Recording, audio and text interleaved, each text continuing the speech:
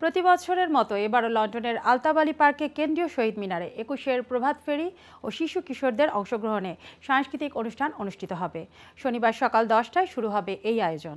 ২১-এর প্রভাত ফেরি উদযাপন কমিটির উদ্যোগে সাংবাদিকদের সাথে একই মতবিনিময় সভায় এ কর্মসূচি ঘোষণা করা হয়।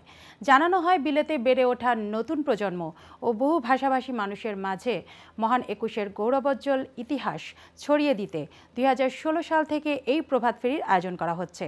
ঐতিহ্য অনুযায়ী ২০ ফেব্রুয়ারি মধ্যরাতে অর্থাৎ রাত ১২টা ১ মিনিটে আলতাবালি পার্কের শহীদ মিনারে ভাষা শহীদদের প্রতি শ্রদ্ধাঞ্জলি জানানো হয়।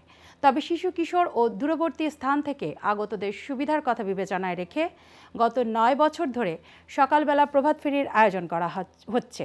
সাধারণত ২১শে ফেব্রুয়ারির পরের দিন এই আয়োজন করা হয়।